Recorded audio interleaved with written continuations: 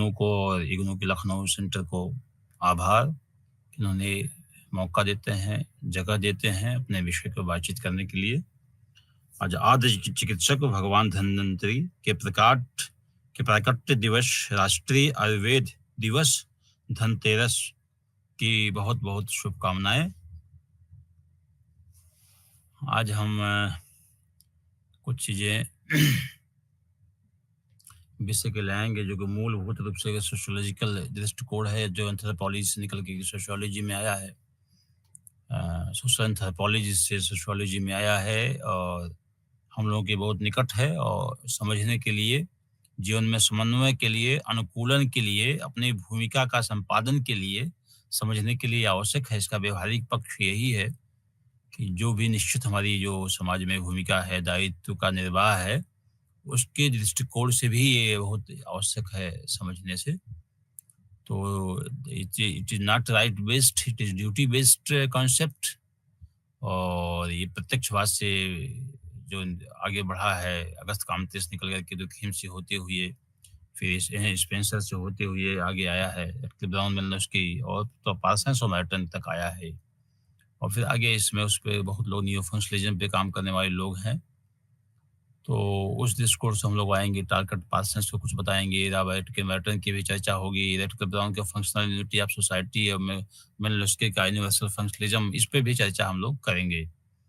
और हमको लगता है कि आज का जो विषय है ये बहुत ही उपयोगी है और हम लोग थोड़ा सा ध्यान देके अगर इस विषय पे सुनेंगे, समझेंगे, तो हमको लगता है कि हम लोगों के लिए, सबके लिए एक विमर्श का उपयोगी होगा यह। और प्रकारवाद जैसे आधुनिक फंक्शनलिज्म की बात की जाती है, तो सामाजिक मानव विज्ञान और समाजशास्त्र के उपागम का नाम है। हम फंक्शनल पर्सपेक्टिव से किसी चीज का अध्ययन करते हैं तो 3 ऐसे उपागम आते हैं। एक होता है कि कॉन्फ्लिक्ट उपागम, जिसको कहते हैं हम लोग कि हर चीज द्वंदात्मक होती है, जो मार्क्सियन कॉन्सेप्ट है। और सेकेंडली हम फंक्शनलिस्ट, स्ट्रक्चरल फंक्शनल एस्पेक्ट आता है, उपागम आता है, अप्रोच आता है, पर्सपेक्टिव आता है। वो जो दृष्टिकोण है, वो जो उपागम है, ये दृष्टिकोण आज चर्चा हम करेंगे।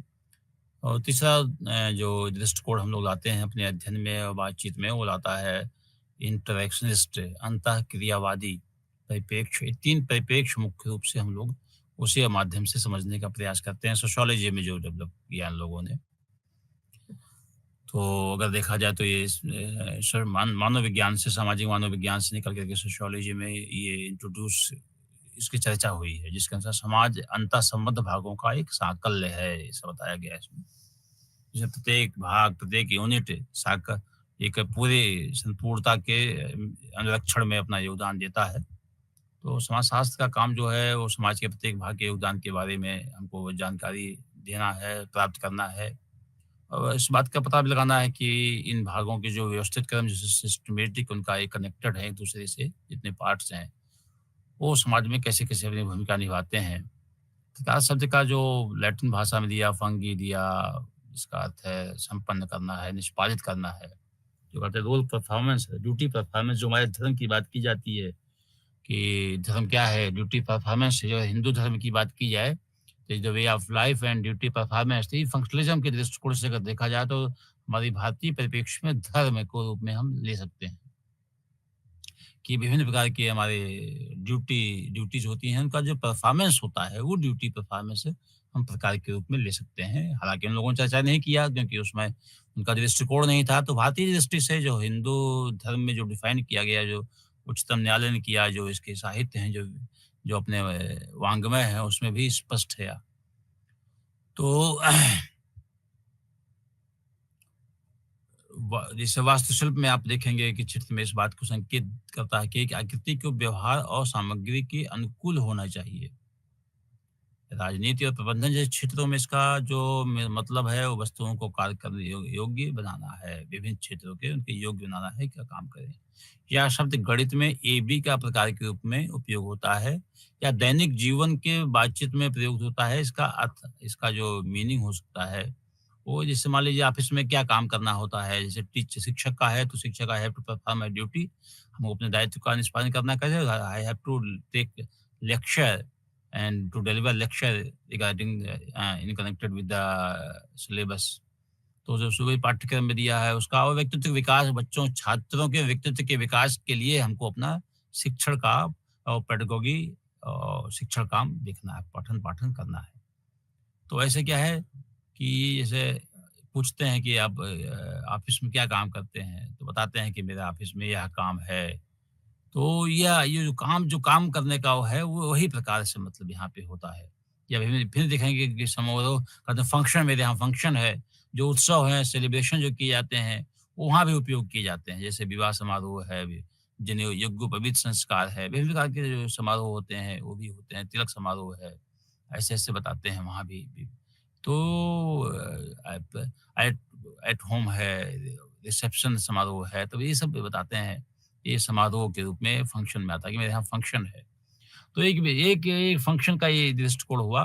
फिर आते हैं एक विशिष्ट उपागम के रूप में समाज को देखने, उनको विश्लेषण करने के माध्यम के रूप में जो फंक्शनलिस्ट हैं, उनका जो पहले 20वीं शताब्दी के अ, प्रारंभ में ये सोशल एंथ्रोपोलॉजी में हुआ, 1930 के दशक में सोशियोलॉजी में आया ये। देखिए स्पेंसर की बात की जाती है तो आता है। अगस्त कॉम्ते की बात की जाती है, 1938 में इंट्रोड्यूस हुआ ये विषय। 1838 में इंट्रोड्यूस हुआ, बाद में धीमे-धीमे ये रेटकर ब्राउन और मेलिनोव्स्की का अगर देखा जाए तो उसमें दृष्टि मानव से वहाँ से निकल के यहाँ पे शुद्ध रूप से आता है। हालाँकि स्पेंसर से मैं तो कहता हूँ स्पेंसर ने काफ़ी चीज़ों को जो सोशल इवोल्यूशनिज़्म की बात की है और जैविक सादृश्यता की बात की है, स्पेंसर ने इसकी पहले चर्चा हमने किया है। वो अगर देखा जाए तो ये कहीं कहीं फंक्शनलिज़्म का जड़ तो वहीं से आता है। जो हम इसके बाद देखते हैं कि एक टेलोस से अगर देखा जाए इसका, तो हमको होता है कि जैविक सादृश्य की संकल्पना जो किया था, इसका प्रयोग इसका प्रयोग प्लेटो ने भी किया था। बाद में प्लेटो के बाद अगर देखा सोशियोलॉजी में तो स्पेंसर ने किया था। इस तरह के तो सेंट साइमन को देखा जाए तो 18वीं शताब्दी के अंत में और 19वीं शताब्दी के प्रारंभिक के विचारक मानते थे। कुछ लेखक Claude Henri de Saint Simon को 18वीं शताब्दी के अंतिम अंतिम और 19वीं शताब्दी का प्रारंभिक विचारक मानते थे। फ्रांस की जो रिवॉल्यूशन हुआ, क्रांति हुई के बाद लेखकों ने उन्हें सोशियोलॉजी के जनक माना। अगर देखा सेंट साइमन को ही जनक माना, अगस्त काम्ते को ना मान करके सेंट साइमन को उस समय लोग मानते थे, क्योंकि उन्होंने अपने लेखों में उन्हें एक साथ 2 प्रकार की विचारधाराएँ मिली। पहली, जिससे समाज के वैज्ञानिक अध्ययन का विकास हुआ। दूसरा, उन्होंने मार्क्सवादी सिद्धांत के संवर्धन में पर्याप्त योगदान दिया, जैसा कि गिड्डन बताते हैं। पहला विचार यह था कि वैज्ञानिक की जो विधियाँ हैं, उनका प्रयोग समाज के अध्ययन के लिए किया जाना चाहिए। दूसरा है कि प्रत्येक समाज में इसके अंतर्विरोध के जीवाणु पाए जाते हैं, द्वंद्व के जीवाणु पाए जाते हैं। वाद-प्रतिवाद के जीवाणु पाए जाते हैं, जिसके कारण समय के साथ साथ इसमें बदलाव भी होते हैं। सेंट साइमन ने क्रांति को बदलाव का प्रमुख प्रक्रिया के रूप में भी पहचाना। हालाँकि देखा जाए social change the law of nature, वो चाहे क्रांति हो या ना क्रांति हो, लेकिन सोशल चेंज तो होता ही है। आवश्यकता आविष्कार की जननी होती है, अपने यहाँ दृष्टिकोण, भारतीय दृष्टिकोण यही है।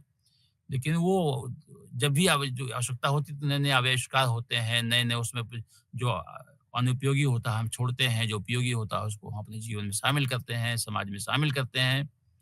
तो यह समाज के वैज्ञानिक रूप से अध्ययन करने का प्रथम विचार था। जैसे सेंट सेमन के सहयोगी और समाजशास्त्र शब्द की रचना करने वाले अगस्त कॉमते ने प्रत्यक्षवाद अथवा प्रत्यक्षवाद पॉजिटिव फिलॉसफी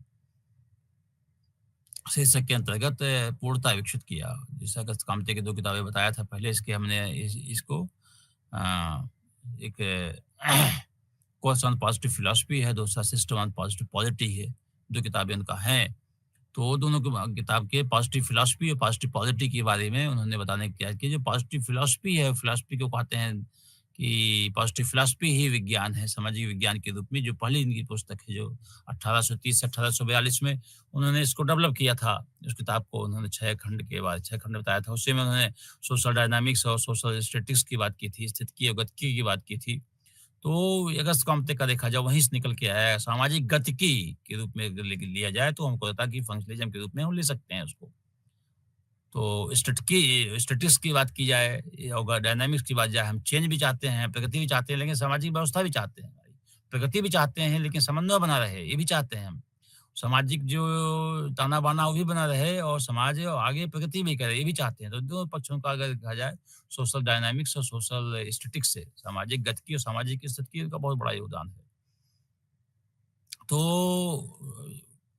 प्रत्यक्षवाद से अगर देखा देखा जाए, प्रत्यक्षवाद से कैसे फंक्शनलिज्म आया, इस दृष्टिकोण से हम समझने का प्रयास करेंगे। तो फंक्शनलिज्म की जो कॉन्सेप्ट है वो प्रत्यक्षवाद के दर्शन में निहित है। कॉम्टे ने भी समाज के सादृश्य को शरीर रचना के रूप में उपयोग किया है उन्होंने। जैव सादृश्य ने समाज के अवलोकन में अंतःसंबंध भागों के रूप में सहायता की है। एक ऐसे विचार जो कार्यात्मक पहुंच का आधार, जो बेसिस है, फंक्शनल अप्रोच का जो बेसिस है। समाजशास्त्र में प्रकारवाद के निकटस्थ अग्रदूत समाइल दुर्खीम भी रहे हैं, जो काम्टे के घोर आलोचक भी रहे हैं, और उन्होंने एल्विन काल्डनर के शब्दों का देखा जाए तो असहज काम्टियन होने खिताब जीता। असहज कहते हैं, अनइजी काम्टियन कहा गया दुर्खीम को। काम्टे के ही भाव दुर्खीम भी फिलॉसफी या जीव विज्ञान से परे समाजशास्त्र के विषय वस्तु को परिभाषित करने के इच्छुक थे। उनके अनुसार समाजशास्त्र सामाजिक तथ्यों का तुलनात्मक क्या है? समाजशास्त्र सामाजिक तथ्यों का तुलनात्मक और वस्तुपूरक अध्ययन है। कॉम्परेटिव एंड ऑब्जेक्टिव स्टडी देखा जाए उनकी है ये। जो जो way of thinking, acting and feeling. Acting way of social factor, way of thinking, acting and feeling. तो यह चिंतन, अभिनय का चिंतन और काम करने का या अभिनय करने का या अनुभव का एक दिशा है ये। तो और इसके पास व्यक्तिगत चेतना के बाहर विचारणीय गुण विद्यमान हैं, के बाहर सामाजिक तत्व व्यक्ति विशेष में उत्पन्न नहीं होते, अपितु वे सामूहिक विचार में, सामूहिक मस्तिष्क में उत्पन्न हुए समूह के अंग हैं हम। वही समूह के अंग तो मैं सामूहिक हूँ। समूह को हम निर्माण नहीं करते, बल्कि समूह हमारा निर्माण करता है। समूह जैसे चाहता वैसा हम वही मानने के लिए हम बाध्य होते हैं, मानते भी हैं, बाध्य भी होते हैं, क्योंकि हमसे वो बाह्य है। तो समाज बाह्य है, समूह बाह्य है, लेकिन समूह के साथ हम जुड़े हुए हैं, वेस्ट टू वेस्ट। तो उनका अध्ययन, तो सामाजिक तथ्य काम का जो है, अर्थात सामाजिक क्या है, अर्थात वे वस्तुएं हैं जिनका व्यक्ति से परे यथार्थ में अनुभव किया सकता है। फिर भी इसका अर्थ या नहीं है कि वे इतनी मूर्त हैं। जितनी भौतिक वस्तुएं, इनके स्थान पर इनके अध्ययन के लिए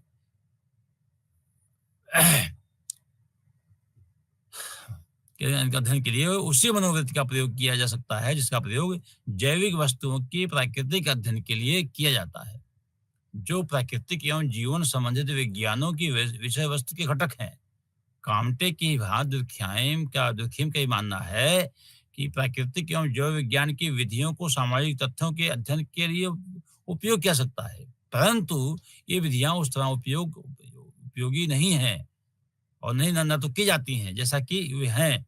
अभी उनका सामाजिक तथ्यों के विज्ञान में उपयुक्त उपयोग विचारपूर्वक होना चाहिए तथा उनका आलोचनात्मक अन्वेषण किया जाना चाहिए। ऐसा कहते हैं the rules of the sociological method, जो 1895 में पहली कृति थी।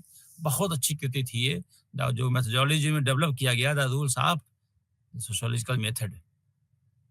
ये देखा जाए तो ये बहुत बड़ी उनका कंट्रीब्यूशन था दुर्खीम का, जिसके माध्यम से बताने का प्रयास किया उन्होंने। कहा कि सामाजिक तथ्यों के अध्ययन से दुर्खीम के अनुसार समाजशास्त्रियों ने समाजशास्त्रीय व्याख्या को प्रस्तुत किया। प्रत्येक समाजशास्त्रीय व्याख्या के दो भाग हैं।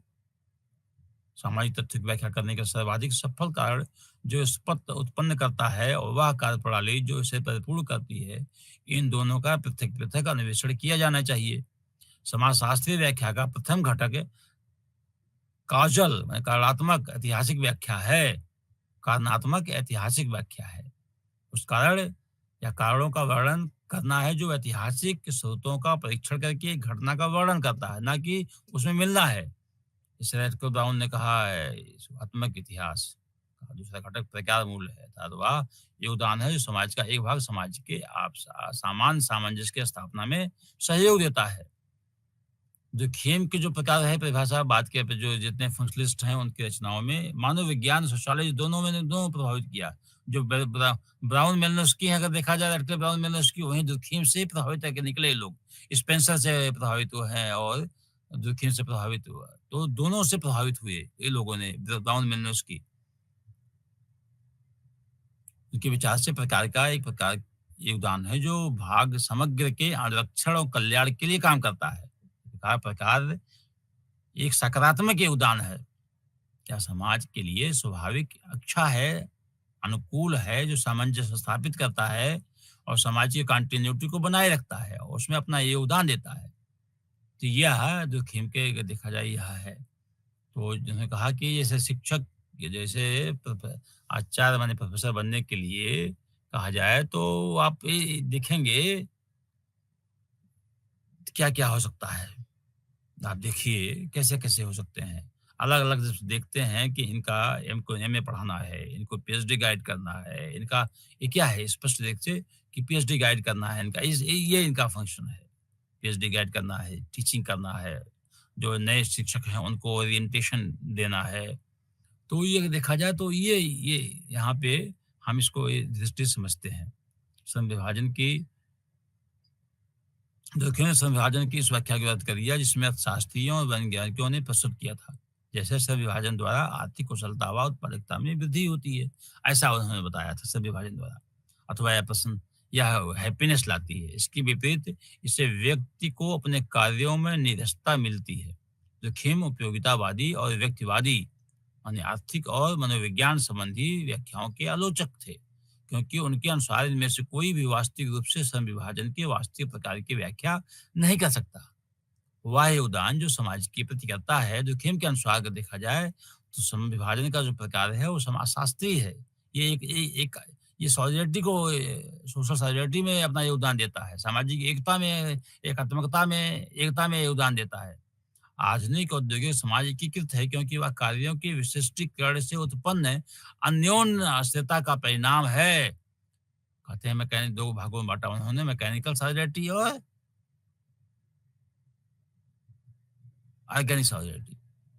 तो 2 भागों में बाँटा लेकिन सबका लक्ष्य एक ही है, एकात्मकता है। यहाँ विशिष्टीकरण होने के पश्चात भी वो देखा जाए एक-दूसरे से कनेक्टेड है, वो एक ही काम को परफ़ॉर्म करते हैं। मकान बनाना है तो विभिन्न हमने कहा पुनः मकान बनाना है तो उसमें कई लोग उसमें अपना योगदान देते हैं तो मकान बनता है। कहते हैं जैसे मान लीजिए स्टार्टिंग में मिस्त्री है, लेबर है, प्लम्बर है, इलेक्ट्रीशियन है, छत लादने वाले जो स्लैब डालने वाले होते हैं वो हैं, शटरिंग वाले होते हैं, पेंटिंग वाले भी होते हैं। तो क्या है सब ग्रेनाइट लगाने वाले भी होते हैं और टाइल्स लगाने वाले भी होते हैं, तो सब मिला के एक मकान पूरा कंप्लीट करते हैं लोग।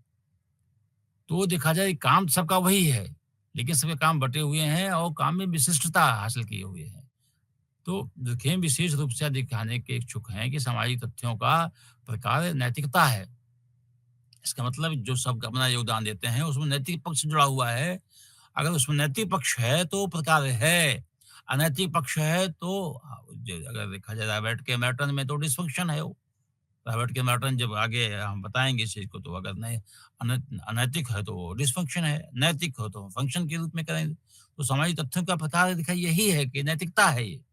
सामाजिक संस्थाएँ एकीकरण के लक्ष्य के निर्माण का काम करती हैं। संस्थाओं के माध्यम से जैसे विवाह संस्था है, फैमिली संस्था है, वो क्या करता है उनका लक्ष्य क्या है? एकीकरण है, व्यक्तित्व निर्माण है। तो ये क्या है सामाजिक संस्थाएँ बड़ा योगदान करती हैं फंक्शन में। इस परिप्रेक्ष्य में जो खाइम को समझने में सफल रहे हैं कि समाज के लिए संख्या जो अधिकतम संख्या जो अधिक संख्या हो जाती है कहीं भी तो वो स्वास्थ्य वर्धक नहीं होती है। वो स्वास्थ्य पैथोलॉजी आ जाता है वहाँ पे कहते हैं वो पैथोलॉजी सोशल पैथोलॉजी आने की संभावना बनती है। इस एग्जाम्पल में उन्होंने अपराध को समस्त समाजों के लिए सामान्य और स्वस्थ लक्षण माना क्योंकि यह नैतिकता एवं विकृति के विकास की ओर सामूहिक मनोभावों और कार्यों को सुदृढ़ करता है कि ये क्राइम जब क्राइम कोई करता है तो क्राइम के अगेंस्ट लोग क्योंकि क्राइम की अव्यवस्था फैलती है तो लोग कहते हैं नहीं करना चाहिए क्योंकि अव्यवस्था फैलेगी इससे लोग अविश्वास पैदा होता है नियम तोड़ते हैं वहां पर लोग तो नियम तोड़ने से क्या अव्यवस्था फैल सकती है तो क्या है वो सामूहिक मनोभाव को पैदा करता है कि इससे हमको नहीं करने से अपराध नहीं करने से हम सशक्त होंगे और सुखी जीवन व्यतीत कर सकते हैं तो क्राइम इसलिए फैक्ट है क्राइम का तो सोशल फैक्ट है वह तक देते हैं कि अपराध संव्यवहार का अस्तित्व समाज की नम्यता की तालिका बनाता है। अपराध की सामान्य दर इस बात की ओर संकेत करती है कि समाज में व्यक्ति समस्त विभेदों के दमन के संपूर्ण प्राधिकार की कमी है। अपराध सामाजिक दिशाओं की सत्ता को दर्शाता है कि जो व्यक्ति को स्वयं व्यक्ति के रूप में व्यक्त करने योग्य बनाती है फिर भी यदि अपराध सामान्य सीमा से ऊपर बढ़ जाता है तो यह समाज के लिए पैथोलॉजिकल होता है और समाज के सामान्य क्रियाकलापों के लिए चुनौती बन जाता है। जैसा कि स्पष्ट है कि खेम सामाजिक तथ्यों के सामान्य और सरल और पैथोलॉजिकल स्वरूप में मतभेद करते हैं। समाज में जो स्वाभाविक है वह सामान्य है और जो नहीं है वह पैथोलॉजी है, रोगात्मक है। जो पहले वाला समाज की अखंडता के क्रियाकलाप को बताता है और दूसरा को एकीकरण को या एकता को विफल कर देता है, एकता कम करता है। तो ठोस सामूहिक प्रयास द्वारा ही इसे नियंत्रित करना आवश्यक है। तो हम आते हैं फंक्शनलिज्म पे आते हैं कंप्लीट, जो हम सोशल एंथ्रोपोलॉजी में डेवलप किया ब्राउन और मिल्नस्की ने, 2 लोगों ने इसको डेवलप किया। तो durkheim को अगर देखा जाए तो ब्राउन में durkheim को मानने वाले ब्राउन भी थे, मिल्नस्की दोनों लोग थे। durkheim प्रकारवाद शब्द का प्रयोग नहीं करता। यद्यपि जैसा हम पहले इस बार चर्चा किए कि उन्होंने सामाजिक गतिविधियों की अवधारणा को परिभाषित किया तथा उनकी समाजशास्त्र संबंधी व्याख्या का दूसरा भाग प्रकार मूलक व्याख्या से ही संबंधित है। durkheim के कार्यों के अध्ययन से ज्ञात होता है कि उनके कार्य में समाज के अध्ययन संबंधी, ऐतिहासिक, उन्हें उत्पत्ति संबंधी, विकासवादी और इतिहास संबंधी एवं समकालिक समाज यहाँ और अब अध्ययन का सुंदर सह अस्तित्व है। किंतु यह स्पष्ट है कि उनके लेखों में समसामयिक समाज के अध्ययन ने एक विशिष्ट स्थान ग्रहण किया है। उदाहरण के लिए देखा जाए elementary forms of religious life की बात जो करते हैं, जो उनके elementary forms of religious life है, तो क्या करते हैं वो ऑस्ट्रेलिया में अदुंटा जनजाति का अध्ययन करते हैं, टोटमवाद के विचारों को पाते हैं। वो कहते हैं कि धार्मिक जीवन में इसकी वह टोटमवाद का अधिक महत्व है, वो धर्म वही है। तो धर्म ने जो उपयोगी दृष्टिकोण के देखा उन्होंने, जो हमारे फायदा पहुंचाता है, जो हमारी रक्षा करता है, जो हमारे व्यक्तित्व के विकास में योगदान देता है, हमारे स्वास्थ्य को योगदान देता है, तो उसको टोटम की दृष्टि से देखते हैं। और वहां पे क्या आता है कि हमें कोई भी वस्तु जैविक जैविक जो जीवित अथवा नहीं जीवित है, वो क्या है वहां पर, वो उनके लिए माना गया कि ये हमारे लिए ईश्वर है। तो टोटमवाद को उन्होंने बहुत अच्छा से समझाने का प्रयास किया है और ये बताते हैं कि वो टोटमवाद का पूरे उनके सामाजिक जीवन पे प्रभाव पड़ता है। अपने यहाँ पे थोड़ा-सा एग्जाम्पल देख लिया जाए कि durkheim ने हालाँकि यहाँ से लिया है, नहीं लिया है, ये तो हमने उसमें मेंशन नहीं किया उन्होंने अपने उसमें। अब देखिए पीपल का पेड़ है, हमारे वहाँ का टोटमवाद में वृक्ष भी है। फिर आप देखेंगे क्या नाम है, जब गोवर्धन पूजा भी निकली, गोवर्धन पूजा में आप देखेंगे तो गोवर्धन पूजा में यही है कि रक्षा करते हैं, पर्वत जो है पहाड़ रक्षा करते हैं समाज की, नदी हमारी जल देती हैं। तो ये सब हमारे टोटमवाद के अंतर्गत वृक्ष हैं। हमारे वृक्ष में ऑक्सीजन देते हैं, पीपल के पेड़ हम लोग उसे पूजा करते हैं, उसको नुकसान नहीं देते हैं। गाय गाय हमारी माता होती हैं जो हमको दूध देती हैं। तो उनके यहाँ भी भैंस है, भैंस लेके सब लेके वो टोटमवाद के अंतर्गत आता है, वो इनके लिए पूज्य होता है। जो पूज्य होता है उसके लिए नुकसान नहीं की जाती क्योंकि वो हमारी चिंता करती हैं, हमारे संरक्षण मिलता है उनसे। तो और साथ में हमारे व्यक्तित्व के लिए सामाजिक जीवन के लिए उपयोगी भी होता है। तो टोटम बहुत अच्छा उन्होंने टोटमवाद कहा, हम भारतीय दृष्टि से इसको हम समझ सकते हैं। तो 20वीं शताब्दी के आरंभ में पुरातन विकास संबंधी उपागम को तथा इसके साथ ही क्रमिक पतन को भी देखा है। प्रकारवाद के उत्थान को भी देखा है।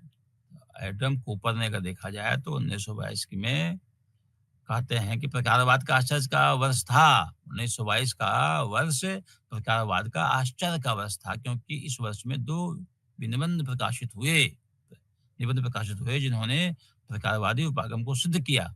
इनमें से एक रेडक्लिफ ब्राउन का द अंडमान आइसलैंडर्स और मेलिनोव्स्की का देखा जाए तो आर्गोनेट्स ऑफ द वेस्टर्न पैसिफिक। उनका जो है द अंडमान आइसलैंडर्स और मेलिनोव्स्की का आर्गोनेट्स ऑफ द वेस्टर्न पैसिफिक था।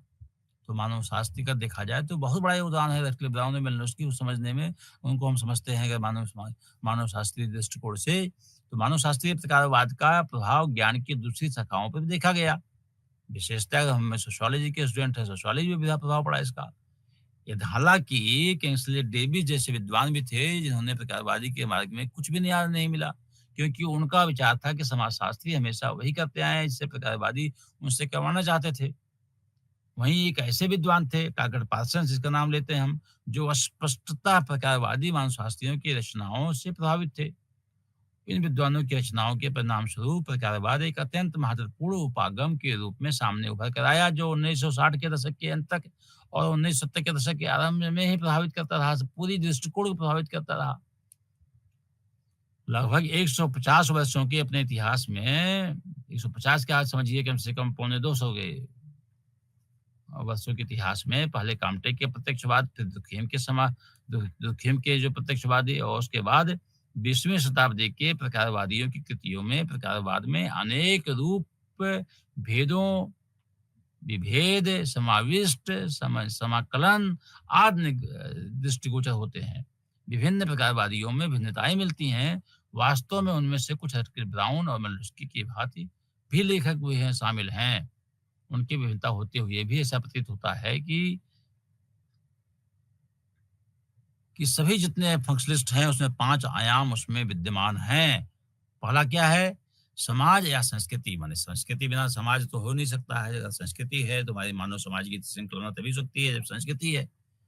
तो समाज दूसरी किसी भी व्यवस्था, जैसे मशीन संबंधी व्यवस्था, अणु संबंधी व्यवस्था, रासायनिक व्यवस्था, जैविक व्यवस्था के समान ही एक व्यवस्था है। व्यवस्था के रूप में समाज के अनेक भाग हैं, जैसे संस्थान, समूह, संघ, संगठन आपस में एक दूसरे से जुड़े होते हैं, आपस में एक दूसरे से संबंधित होते हैं, जो एक दूसरे पे इंटरडिपेंडेंट हैं, डिपेंडेंट हैं। प्रत्येक भाग, तीसरा है प्रत्येक प्रत्येक जो भाग है, प्रत्येक यूनिट जो है अपना काम स्वयं करता है, या समाज या संस्कृति के लिए अपना स्वयं का योगदान प्रदान करता है और या अन्य भागों से संबंध स्थापित करने का भी काम करता है। अगला, एक भाग में बदलाव होने से दूसरे भाग में भी बदलाव होने की संभावना होती है, या कम से कम या दूसरे भागों के क्रियाकलाप को भी प्रभावित कर ही देता है, क्योंकि सभी भाग आपस में गहराई से एक दूसरे से कनेक्टेड होते हैं, संबंधित होते हैं। पांचवा है कि संपूर्ण समाज, देखिए ये भी सब में है, ये संपूर्ण समाज या संस्कृति जिनके लिए हम समस्त शब्दों का प्रयोग कर सकते हैं, भागों के संकलन की अपेक्षा बड़ा है। इसे किसी भाग में छोटा नहीं किया जा सकता, या कोई भी एक भाग समस्त की व्याख्या नहीं कर सकता। एक समाज या संस्कृति की अपने स्वयं की पहचान होती है, इसकी अपनी चेतना होती है, अथवा जैसा देखिए ने कहा कि सामूहिक चेतना होती है और सामाजिक चेतना भाग व्यक्तिगत चेतना होती है। व्यक्तिगत चेतना को कहते हैं, व्यक्तिगत चेतना जो होती है सामूहिक चेतना का ही भाग होता है।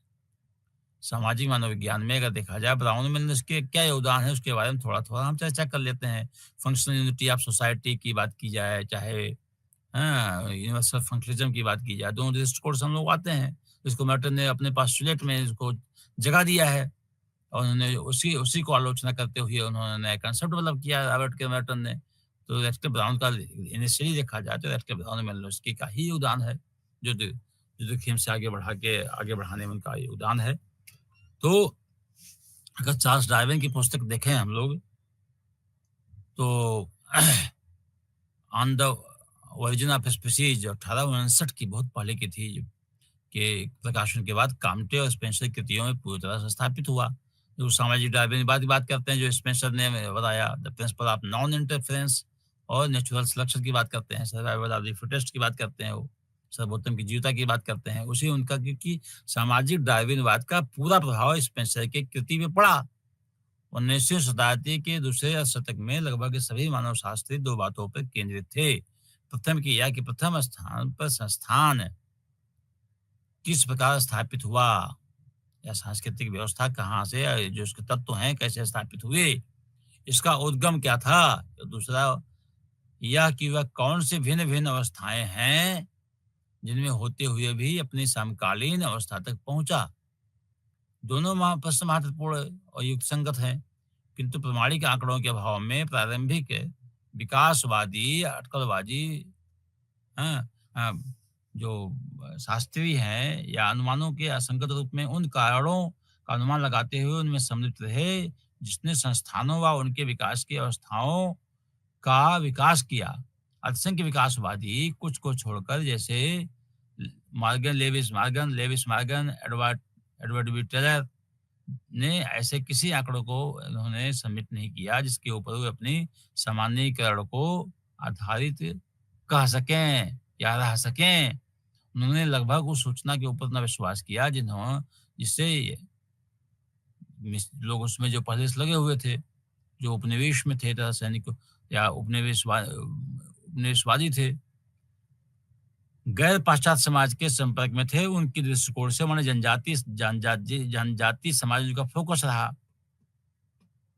इस तरह बातों को अच्छी तरह हम जानते हुए कि इन आंकड़ों में से अधिकांश आंकड़े पक्षपातपूर्ण बढ़ा-चढ़ाकर पेश किए गए, अपूर्ण एवं अशुद्ध भी हो सकते हैं, क्योंकि उन्होंने स्वयं कोई कार्य संपन्न नहीं किया। उन्होंने आर्मचेयर एंथ्रोपोलॉजिस्ट की कुख्यात पदवी हासिल की। आर्मचेयर, उसके बीच में ना जाकर के अपने चेयर पे बैठ करके पूरा उन्होंने अपने जितने भी मार्क्सियन है मैक्सिमम, मार्क्सियन जितने भी सिद्धांत डेवलप किए बाद में देखा जाए, इसलिए कहा गया कि आर्मचेयर सोशियोलॉजिस्ट की बात हम करते हैं, जितने मार्क्सिज्म और नियो मार्क्सिज्म वाली बात करते हैं। लॉजिकल फेलिसियस के माध्यम से उसको प्रमाणित करने की कोशिश करते हैं। जितने मार्क्सियन दृष्टिकोण हैं, शुद्ध रूप से अपने लॉजिकल फेलिसियस के माध्यम से अपने सिद्धांतों को स्थापित करने का प्रयास किया उन्होंने। उनके बीच में जाएँगे नहीं, जब तक बीच में जाएँगे इस वास्तविकता निकल के आएगी नहीं, जब तक अवलोकन नहीं उनका होगा तब तक निकल के आएगी नहीं। तो सबसे बड़ी अगर structure and function primitive society की बात करा जाए रेडक्लिफ ब्राउन का, तो हमको लगता है कि बहुत बड़ा उनका योगदान था। और मतलब क्या कहा उन्होंने देखा जाए, ब्राउन ने कहा कि जो भी है ये अनुभविक इतिहास है। शुद्ध रूप से कहते हैं रेडक्लिफ ब्राउन। ज़्यादा अंडमान आइसलैंडर्स का उनका पूरा अध्ययन था, निकल के ले आए वो। तो वो पहले के जितने भी अध्ययन थे वो देखा जाए वैज्ञानिक मूल रहित थे वो, छद्म ऐतिहासिक थे वो। मेलिनोव्स्की 1944 के अनुसार शास्त्रीय विकासवाद अनुमान संबंधी पुनर्निर्माण का कूड़ाघर था। इन विद्वानों के काम को हम निम्नलिखित पंक्तियों में बता सकते हैं या जानकारी प्राप्त कर सकते हैं। नंबर 1, क्षेत्रकार फील्ड वर्क आधारित अध्ययन का आर्मचेयर मानव विज्ञान। दूसरा, समाज और उसकी सामाजिक संस्थाओं, ऐतिहासिक अध्ययनों और सबकी समकालिक अध्ययनों के विकास की अवस्थाओं की उत्पत्ति का अध्ययन करना। तीसरा, समस्त समाज व संस्कृति का विशेष समाज, जिसका लघु जो समाज है, लघु समुदाय है, उसका अध्ययन करना। रेडफील्ड की किताब है लिटिल कम्युनिटी, उसके माध्यम से इसको हम समझ सकते हैं।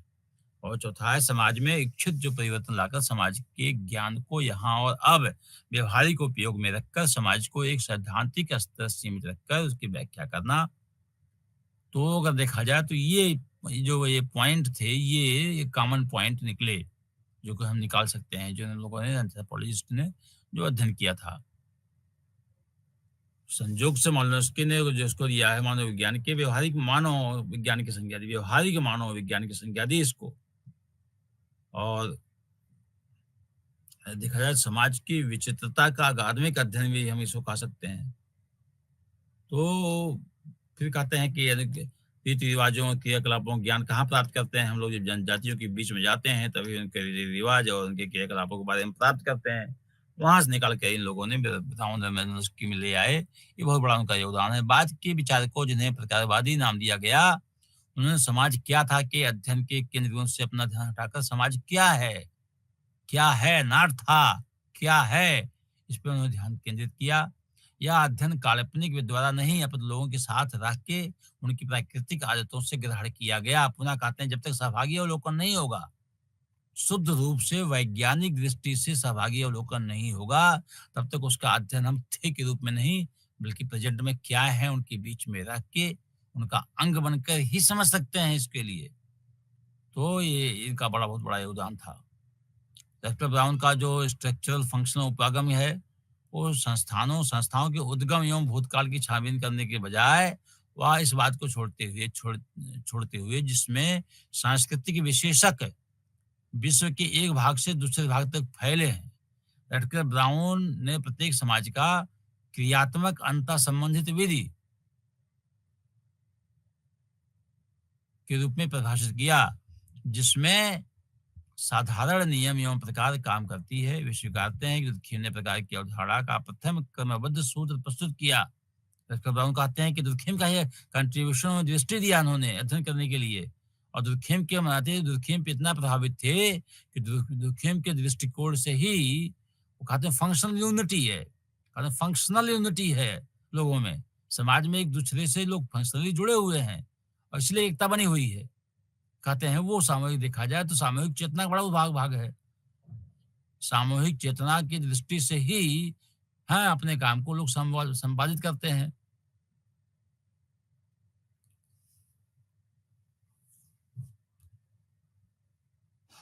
लेफ्ट ब्राउन का विचार है कि यह शब्द हमें सीधे वैश्विक मानव या सामाजिक आवश्यकता सोशल नीड की बात की जाए, वैश्विक मानव ग्लोबल सिटीजन की पूर्व धारणा की ओर ले जाएगा, जिसके परिणाम स्वरूप वह सिद्धांत जिसके अनुसार घटनाएं व विकास एक विशेष उद्देश्य एवं घटना को पूरा करने के लिए बने हैं, उनके कारण से हमें वह रोकेगी। उद्देश्य स्वदेशवाद सिद्धांत की जानकारी के संबंध में रेडकर ब्राउन को संदेह है कि प्रकारवादी स्वदेश मूलक बन सकते हैं। इसलिए उन्होंने आवश्यकता के स्थान पर अस्तित्व की अनिवार्य दशाओं शब्द का प्रयोग किया उन्होंने, रेडकर ब्राउन ने। वे विश्वास करते हैं कि जीवित रहने के लिए अनिवार्य दशाओं का प्रश्न अनुभाविक है।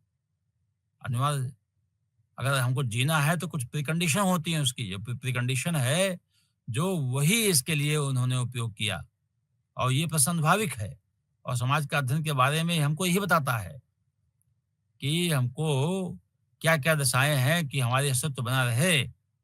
लेफ्ट ब्राउन विभिन्न प्राणियों के जीवित रहने के लिए दशाओं की दशाओं की अनेकता की अनिवार्यता को मान्यता प्रदान करते हैं। एक बार हमने कहते हैं मान्यता के हम प्रदान कर दिया तो निश्चित रूप से हम कहने में अपने आप को बचाना पड़ता है कि संस्कृति के प्रत्येक मद में प्रकार अवश्य हो और उस मद का विभिन्न संस्कृतियों में वही एक जैसा प्रकार हो। टनर कहते हैं इसको। रेडकर ब्राउन जो शब्द प्रकारवाद के उस प्रयोग को पसंद नहीं किया उन्होंने, जिससे मालिनोव्स्की ने बड़े उत्साह से पहले इसको फैलाया था। उनका विरोध इस बात से है कि वाद जैसे प्रकारवाद विचारधारा विचारों का स्कूल दर्शन और विचारों से महिमायुक्त है। विज्ञान इनमें कहीं नहीं है। जो कुछ उनके पास है वह अध्ययन का तरीका, उन रीतियों को चुनना जो अध्ययन के हिसाब से सर्वोच्च हों, वैज्ञानिक हों और ऑब्जेक्टिव हों और वास्तव में उनकी जो रीति रिवाज हैं, जो गतिविधियां हैं, तो उनको हम निकाल सकें। एक वैज्ञानिक के किसी तरीके के साथ कोई उत्कट संबंध नहीं होते। उनके लिए वे सभी समान रूप से महत्वपूर्ण एवं गुण संपन्न होते हैं, किंतु उनका संचालन मूल्य वैज्ञानिक शोध के तोपों के अनुसार तथ्यों के अनुसार तथ्यों के संतुष्टिपूर्ण अध्ययन करने में निहित है। इसके अतिरिक्त रेडकर ब्राउन ने एक अवयव संस्थान और समाज के मध्य उपस्थित भेद को देखते हैं। उदाहरण के लिए एक जीव का अंत हो जाता है किंतु एक समाज लंबे समय तक जीवित रहता है। यद्यपि इसमें भी बदलाव होते हैं, आकृति बदल जाती है, लेकिन उनका जीवन लंबा होता है। एक जैविक संरचना का अध्ययन इसके अंगों के कार्य बंद करने के बाद भी हो सकता है। एक जैविक संरचना का अध्ययन उनके अंगों के कार्य करने के बंद के बाद भी हो सकता है, लेकिन उसका भी समय निश्चित होता है। दूसरे शब्दों में किसी की जीव की संरचना उसके कार्य से पृथक भी की जा सकती है, जो समाज के मामले में नहीं होता है। सामाजिक संरचना तभी दृष्टिगोचर होती है जब वह कार्य करती है।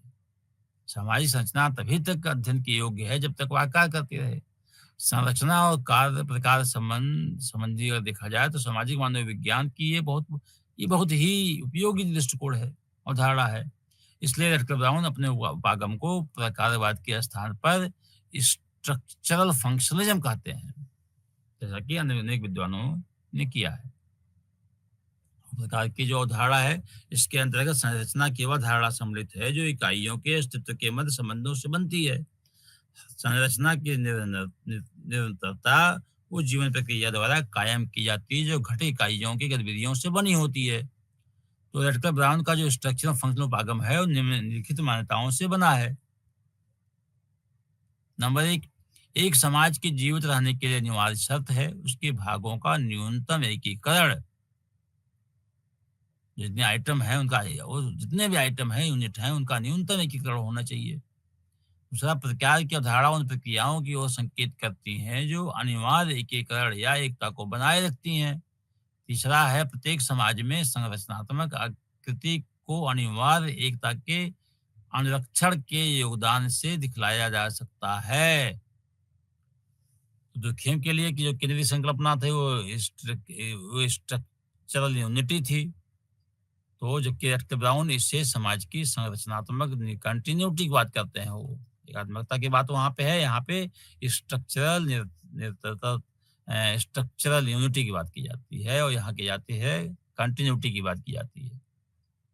वहाँ इंटीग्रिटी की बात की जाती है, यहाँ भी इंटीग्रिटी की बात की जाती है। उदाहरण के लिए बस परंपरा वाली प्रणाली के विश्लेषण में रेक्टर ब्राउन के अनुसार पहले यह मान लेना चाहिए कि एकात्मकता के कुछ अल्प अंशों को उसे निरंतर बनने के लिए अवश्य विद्यमान रहना चाहिए। उसके बाद हमें वंश की परंपरा की प्रणाली से संबद्ध प्रक्रिया का निरीक्षण अवश्य करना चाहिए ताकि सामाजिक एकता के लिए उनके परिणामों का मूल्य निर्धारित हो सके। उस प्रक्रिया में ये प्रक्रिया जिससे शोधकर्ता को गुजरना होता है। हम माल्नुस्की हम आते हैं। हालाँकि 2-3 शब्द इनके और हैं कि इसको उनका विश्वास है कि सामाजिक स्वास्थ्य माने यूनोमिया, सामाजिक बीमारी डिस्नोमिया की अवस्थाएँ निरंतरता के 2 छोर हैं। वास्तविक समाज इनके मध्य कहीं रहता है। तो 2 शब्द इस्तेमाल करते हैं, यूनोमिया और डिस्नोमिया की बात करते हैं ये। माल्नुस्की का जो प्रकारवाद है, रेक्टर ब्राउन से तुलना करने पर माल्नुस्की जो पृथक स्कूल, फंक्शनल स्कूल का निर्माण का दावा करते हैं, प्रकारात्मक विश्लेषण का उद्देश्य उनके लिए विकास के समस्त स्तरों पर उनके प्रकार के द्वारा उस संस्कृति की समग्र प्रणाली के अंतर्गत जिस भूमिका को निभाते हैं, हम बार कहते हैं यूनिवर्सल यूनिवर्सल फंक्शनलिज्म, सार्वभौमिक प्रकारवाद की बात की जाती है। वो करते हैं कि संस्कृति के सभी जो लोग हैं, सब अपने-अपने सब जगह अपने-अपने भूमिकाओं को निभाते हैं, अपने-अपने कार्यों को निष्पादित करते हैं। यही संस्कृति है और संस्कृति में जब तक निभाते नहीं है, तो संस्कृति का अस्तित्व ही नहीं है। तो उनका मानना है कि प्रत्येक सभ्यता में प्रत्येक रिवाज भौतिक विषय या विचार और विश्वास के कुछ आवश्यक प्रकारों को पूरा करते हैं। उनके पास निष्पादित करने के लिए कुछ कार्य होता है। वे एक संपूर्ण कार्य कारण के अंतर्गत अनिवार्य तथा तथ्य प्रस्तुत करते हैं।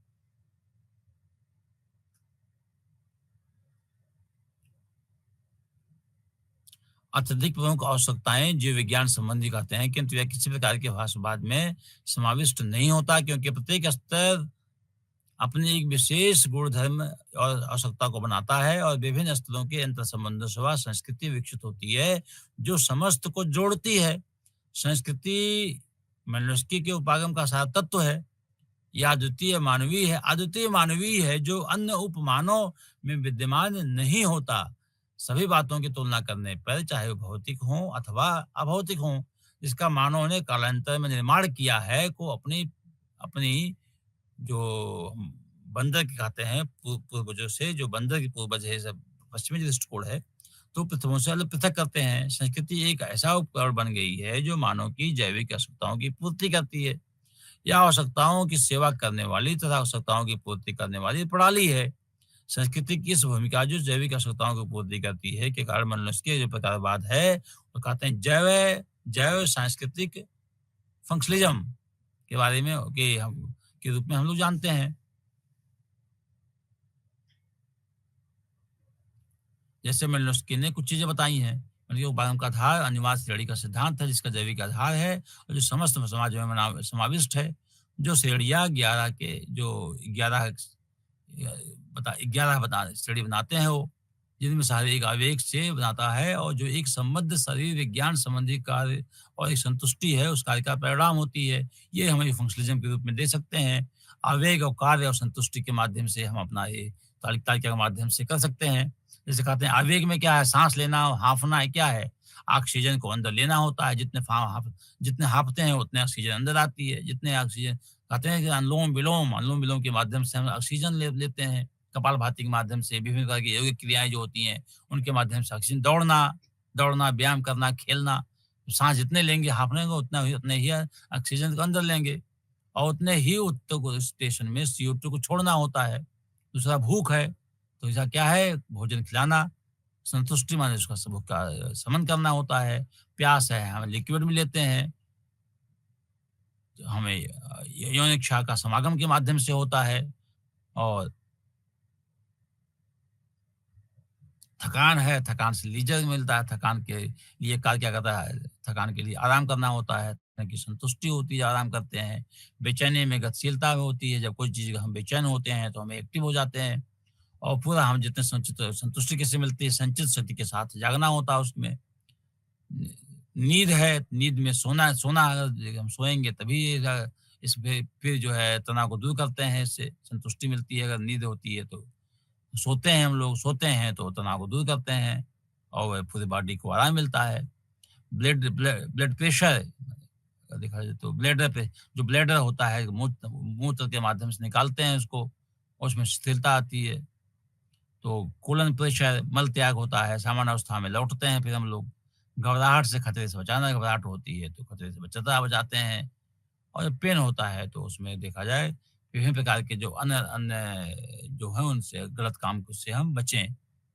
जो हमसे प्रभाव पड़े हमारे जीवन के व्यक्तित्व पे, हमारे कामों पे प्रभाव पड़े उन चीज़ों से तो पेन से हम बचें। ऐसा उन्होंने किया है। फिर उन्होंने 11 ताहवारी तालिका का 7 जैविक आवश्यकताओं के साथ उनके संबंधित सांस्कृतिक उत्तर के बारे में चर्चा किया है। बुनियादी जो आवश्यकताएँ हैं, जो बेसिक नीड्स हैं और जो कल्चरल जो रिएक्शन है उनकी, उपापचय, कामशरीयत, पुनर्जनन, संगोत्तरता, शारीरिक आराम, शरण लेना, सुरक्षा, बचाव, संचलन, गतिविधियाँ, वृद्धि, प्रशिक्षण, स्वास्थ्य, स्वच्छता।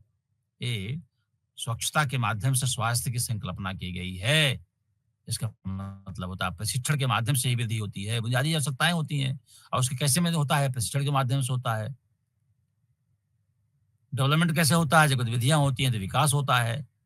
सुरक्षा हमारी आवश्यकता है सुरक्षा, तो हर चीज़ से हम बचें, एक्सीडेंट से बचें, हाँ, अन्य चीज़ों से हम बचेंगे तो बचाव बचाव आवश्यक है। तो precaution is better than cure. सावधानी सावधानी भी आवश्यकता होती है इसमें। फिजिकल जो है आराम की आवश्यकता होती है, हम शरण लेते हैं, आवास में जाते हैं, कहीं आवास होता है इसका मतलब हम शारीरिक आराम मिलता है वहाँ पे। फिर प्रोडक्शन की बात की जाती है, जहाँ पे हम विवाह के माध्यम से करते हैं, सेक्सुअल ग्रेटिफिकेशन के माध्यम से करते हैं और जो उपापचय है, कब एक्टिविटीज़ होती हैं वहाँ पे। उदाहरण के लिए अगर देखा जाए तो हम देख सकते हैं अपने जीवन में, तो टार्गेट पार्सन्स का हम आते हैं, मॉर्टन के बारे में आते हैं।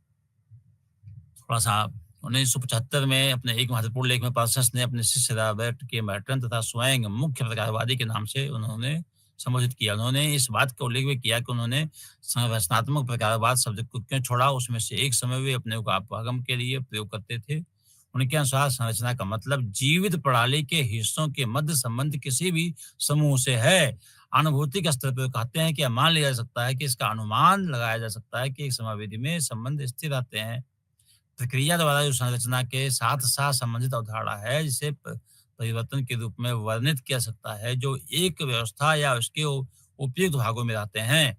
संरचना के संबंधों में केंद्रीय तथ्य स्थिरता का है और प्रक्रिया के संबंध में केंद्रीय तथ्य परिवर्तन का है। संरचना क्या है? केंद्रीय तथ्य स्थिरता है और जो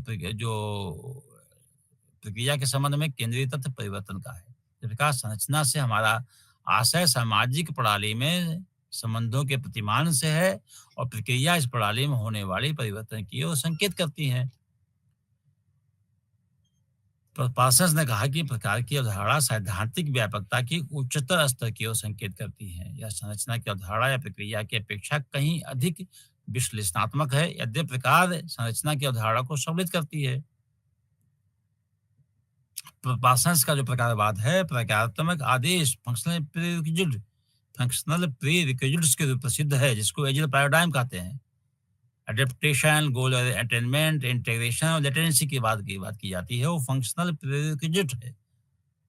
फंक्शनल प्रीरिक्विजिट्स कहते हैं हिंदी में उसको। हाँ, तो एक प्रणाली को देखा जाए तो कैसे है, उसकी प्रीकंडीशन होती है। एजिल मॉडल के रूप में डेवलप किया।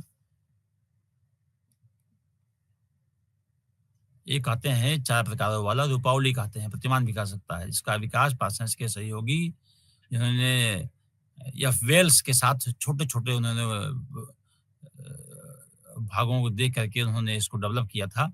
इस चार प्रकार हमें बताने में हमारी सहायता करते हैं कि एक प्रणाली में संतुलन की स्थिति अर्थात साम्यावस्था कैसे प्रकट होती है। प्रशंस के लिए समाजशास्त्रियों में एक महत्वपूर्ण समस्या यह है कि होबेसियन प्रॉब्लम ऑफ ऑर्डर के नाम से पुकारते थे। वे इसे नाम से इसलिए पुकारते थे कि उसका नामकरण प्रसिद्ध राजनीतिक दर्शन थॉमस हॉब्स, जो सामाजिक संविदा के सिद्धांत के संस्थापकों में से एक थे, जो हाप्सलाक रूसो, आपने ये सब पढ़ा होगा, तो जो इस प्रश्न से संबंध रखते थे, समाज में व्यवस्था कैसे आती है के नाम से हुआ। तो देखा जाएगा समाज की जीवित रहना है, तो एजिल पैदा में जो एजिल पैराडाइम है उनके माध्यम से उन्हें समझाने का प्रयास किया। तो समस्त जो कार्यप्रणाली है उसमें एक समाज भी है कि प्रमुख 4 समान समस्याएँ हैं। फिर उन्होंने कहा उन समस्याओं को समाधान करना आवश्यक होता है। अगर उन समस्याओं का समाधान हो जाता है तो समाज जीवित रहता है और समाज जीवित रहता है, समाज स्वस्थ रहता है। व्यक्ति को देखा जी व्यक्ति के जीवन में देखा जाए तो एक अनुकूलन है, लक्ष्य प्राप्ति है, एकीकरण है और प्रतिमान का रखरखाव है। हम जो कहते हैं एल को लेटेंसी भी कहते हैं, एल को पैटर्न मेंटेनेंस का भी कहते हैं उसको और टेंशन मैनेजमेंट भी हम कहते हैं इसको। Tension management, latent pattern maintenance भी कहते हैं। बाद में इन्होंने अव्यक्त किया जो लेटेंसी की बात करते हैं, लक्ष्य प्राप्ति, एकीकरण और अनुकूलन, ये तीनों उसके बाद लेटेंसी है।